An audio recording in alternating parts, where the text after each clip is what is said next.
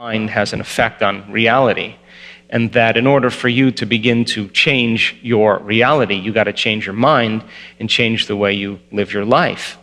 And we wanted people to become inspired by the process of creation, really give it a shot. And that independent of your gender, of your race, of the color of your skin, of your intellectual ability, independent of your past, independent of your age, that on some level we are all divine creators, and that these models of reality that have separated individuals have all been built on human beings living in a very limited state of mind. And so when quantum physics was born and the whole concept of reality began to unfold, people started to really challenge the nature of reality, and that concept that you are somehow connected because you are made of photons and atoms and electrons, that on some level you are an organization, a community of 70 trillion to 120 trillion cells, and all of those cells are made up of atoms and molecules and chemicals. And all of those are working in a coherent form to express yourself as a physical body. But most people don't know that they're moving in and out of the quantum field 7.8 times per second. That you're vibrating in and out of the field all the time, and every time you leave, you disappear, and when you come back, you disappear into that field of information, and you come back with information. But if you go out as the same person, you don't bring any new information back. Are you with me? So now I have sat with quantum physicists till sunrise, drinking martinis, arguing the quantum reality. And I can tell you, after many, many long nights of arguing and cigar smoke and switching from vodka to gin martinis and coffee martinis. I mean, these are published physicists. They always ended the conversation with the same thing. Well, I like the idea that subjective mind has an effect on the objective world. We believe that, but only for the very tiny. In other words, mind has an effect on the very tiny and not on the very large. The observer effect only works for the very tiny. And I would sit there and say to them, well, maybe we're just poor observers. Maybe we can get better at the concept of observation. And so that led me to the mystery of understanding how we can begin to influence or change our mind. Because if you're able to harness a greater ability of mindfulness, you should be able to exert greater effects on your world. And if you can begin to observe a vision that represents a future, and you can hold steadfast to that vision, and you can see that vision clearly in your mind, and every day you understand where you place your attention is where you place your energy, then you would be investing your energy into the future. And the image that you see could literally be the template for trillions and trillions of atoms to organize into patterns of information called an event in your life.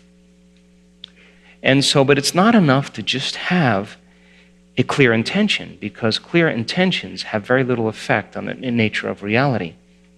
That the driving force that couples the co-maiden, the handmaiden to all of that is an elevated emotion. That when people start to open their hearts and they move out of those limited states of anger and frustration and prejudice and impatience and hatred and judgment and fear, it's those emotions that cause us to feel more like matter and less like energy, separate from that field.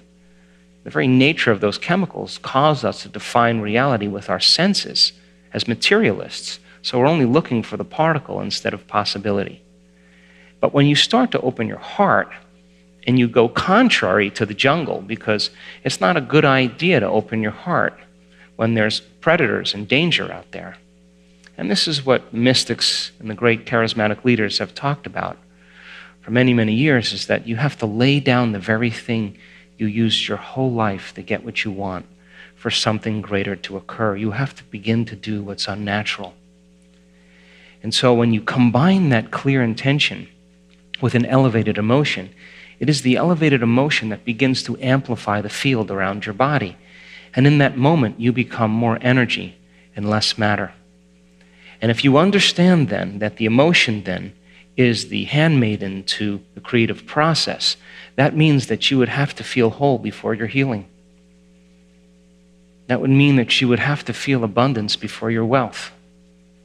That means you would have to feel awe before the mystical moment. That would mean you'd have to feel love before your new relationship. That would mean you'd have to feel empowered before your success. And that means then when we do this properly, then we're no longer functioning as materialists. We are literally function as quantum minds. And so the research now has proven, and we've done enough research in our own studies as well, that you can change your brain. And that when you begin to go inward, and you look at the garden of your mind,